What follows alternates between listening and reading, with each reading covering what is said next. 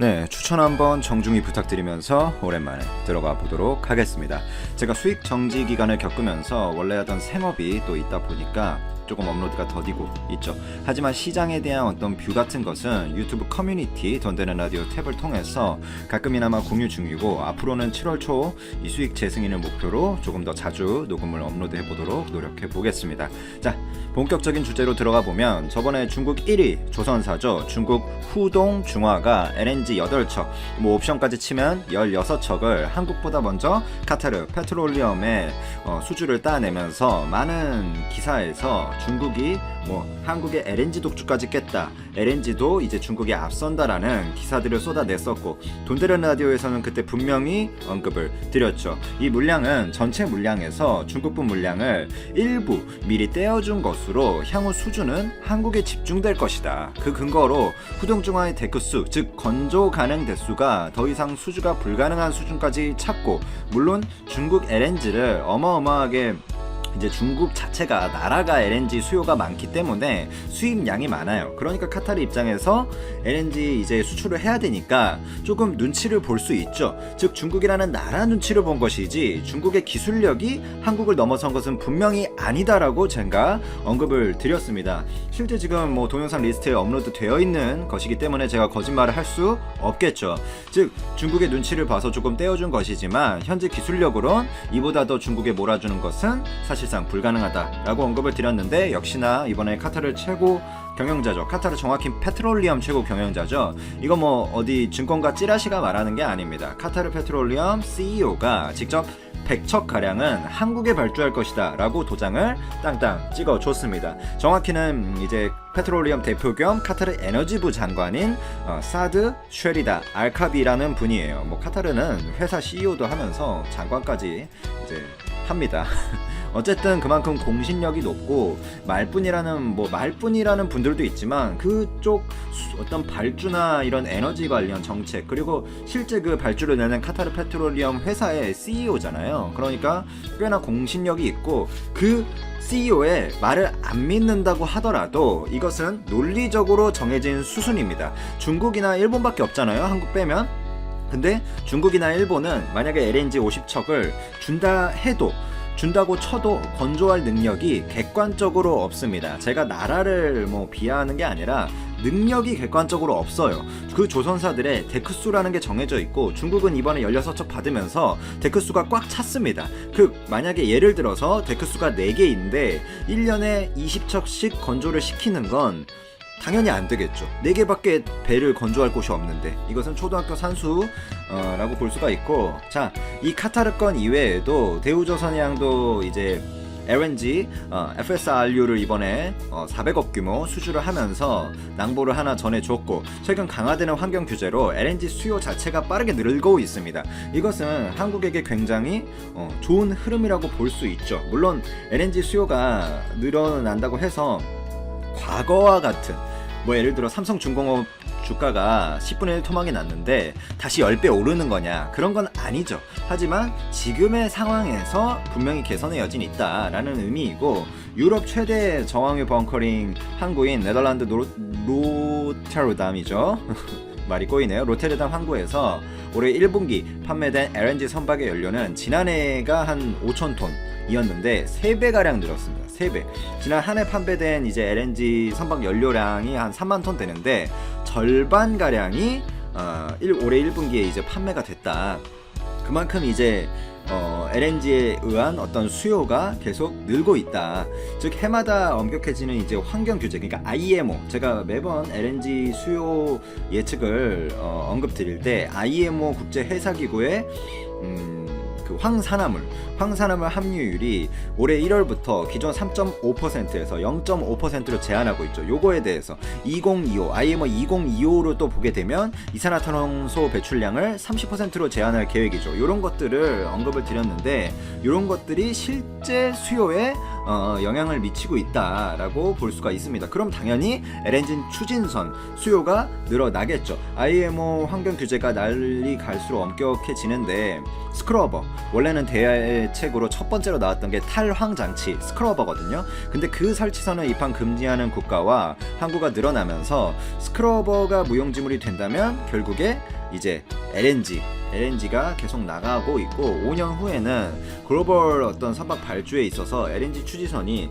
굉장한 양을 차지할 거다. 뭐 어떤 리서치 기관에서는 전체 선박 중에 이제 LNG 추진선이 차지하는 그런 어떤 포션이 60%에 달할 거다라는 예측도 어디서 리서치되고 있습니다. 그럼 코트라가 아마 리서치를 했을 거예요.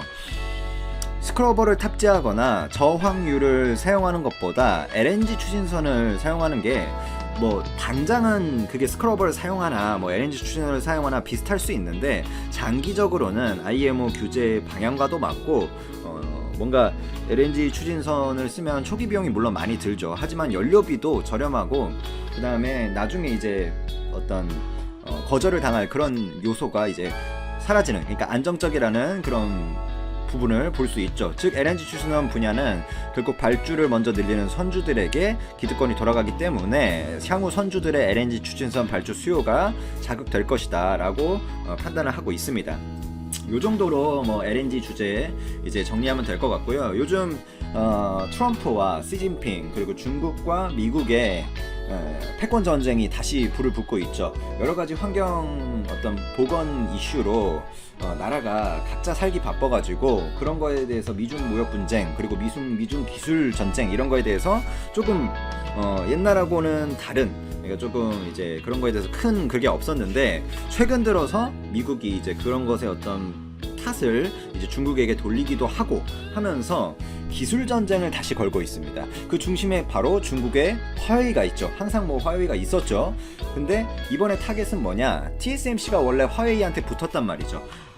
근데 미국 본토에 TSMC가 반도체 파운드리 5나노 선단 공정이라고 하는데 그게 완공되는 시점이 이제 착공을 하면 2025년에 양산이 되는 걸로 보니까 5년 후에는 그게 선단 공정이라고 부를 수는 없을 거예요. 하지만 어쨌든 지금은 이제 지금 수준에서는 선단 공정이라고 하는 5나노를 미국에서 양산을 하겠다, 파운드리를 하겠다, 거기서 있는 팹리스 회사들과 퀄컴 같은 그런 팹리스 회사들과 수요를 이제 받아들이기 위해서 어느 정도 그렇게 20K였나 30K였나 그 물량이 많진 않았는데 하겠다라고 선언을 그었고, 삼성도 그래서 오스틴에 증설을 하는 거 아니냐 이런 이야기들이 나왔는데 향후에는 또 증설이 나올 수 있어요. 근데 일단은 평택에 원래 낸드 P2 지하에 낸드만 넣는 데를 반을 잘라서 이제 파운드리를 또 하겠다 이런 비메모리 쪽에 힘을 실겠다, TSMC의 어떤 그런 거에 맞춰서 그런 발표들이 나오는 상황에서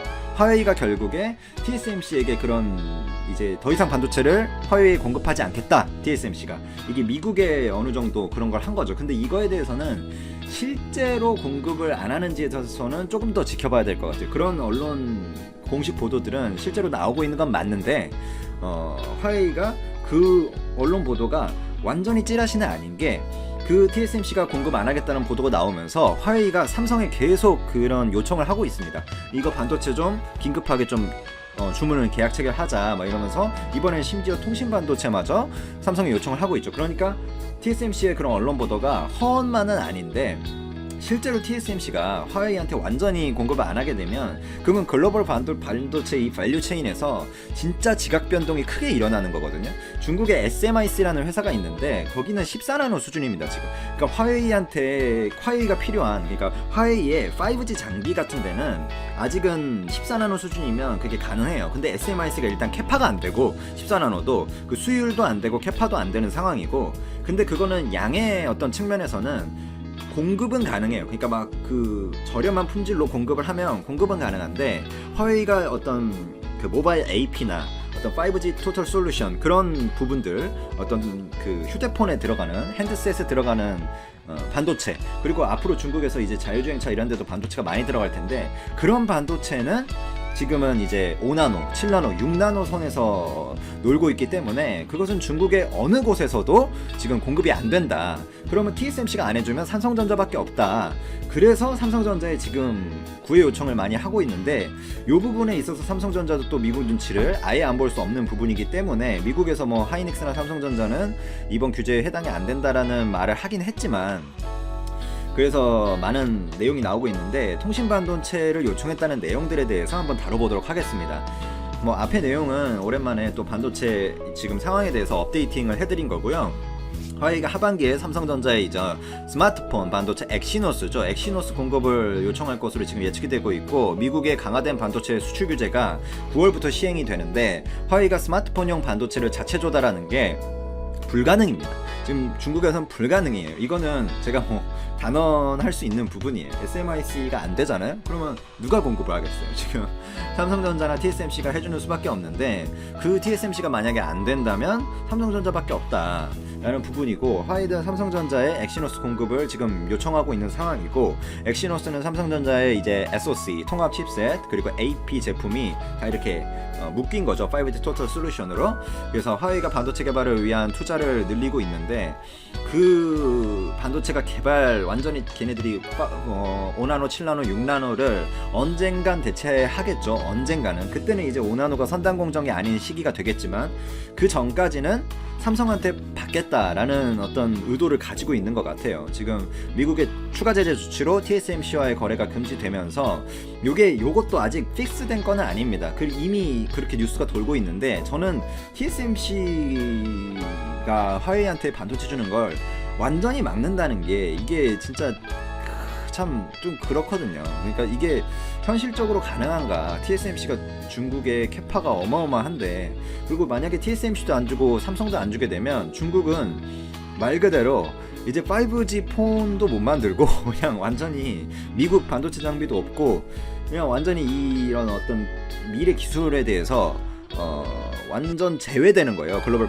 밸류 체인에서. 거기서 분명히 이제 중국이 미국에 또 굽히고 들어가는 부분이 또 있을 것 같고 그래서 지금 완전히 뭔가 TSMC가 이제 공급을 안 한다라는 건 좀 과한 해석인 것 같고 좀 그런 거 쪽에 압박을 하고 있다. 뭐 요 정도로 보면 될 것 같고요.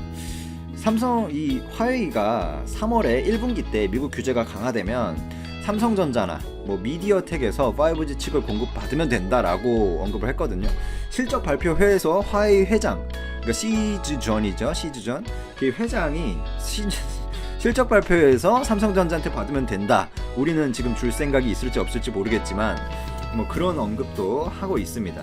요 정도로 큰 그림 이해하시고 뭐 수익 정지 기간이지만 뭐 제가 앞으로 가끔 이렇게 영상 업로드하고 커뮤니티 글로는 제가 자주 소통을 하려고 노력을 하고 있어요. 뭐 미국 리츠 부동산, 미국 주식에 관한 이야기도 제가 미국 기업에 관한 이야기 가끔 하고 있고 뭐 한국 기업에 관한 이야기도 가끔 하고 있는데 한국 기업에 관한 이야기를 하면 좀 오해하시는 분들도 많아서 제가 생각한 게 미국 그러면 기업에 관한 이야기를 하면 거기 몇십 조씩 그 시가총액이 되는 회사들이니까 오해가 좀 없겠다 싶어서 미국 주식에 관한 비율을 요즘 많이 재미로 이야기를 하고 있고요. 뭐 이렇게 자주 동영상이 안 올라오면 그 리스트에서 뒤로 밀리기도 하는데 가끔 그래도 커뮤니티 글을 올리니까 돈되는 라디오 채널 방문해 주시면 제가 어차피 이제 뭐 6월 중에는 복귀를 할 거니까요. 7월 초 이제 그 수익 재개에 맞춰서 아무튼 열심히 좀 더 공부하고 쉬는 기간 동안 하고 있고요. 애널리스트 보고서나 뭔가 산업 기업도 가가지고 경영자나 이런 분들 작은 기업들이지만 많이 만나고 업황 같은 거 보고 있고요. LNG도 이게 지금 어마어마하게 잘 되고 있어요. 장사가 뭐 예를 들자면 뭐 지금 회사들 있잖아요. 뭐 한국카본이라는 회사도 있고 뭐 HSD 엔진이라는 제가 뭐 한국카본 HSD 엔진 또 뭐 LNG 관련된 회사가 또 어디 있죠? 그런 회사들 언급을 많이 드렸었잖아요. 그런 회사들 지금 장사가 굉장히 잘 되고 있습니다. 뭐 KSSM 뭐 그런 데도 있고 그래서 앞으로 또 좋은 뷰나 산업에 대한 이야기, 기업에 대한 이야기 꼭 주식이 아니더라도 그런 것들 정제되고 질 높은 정보 전달해 드리도록 노력하겠습니다. 감사합니다.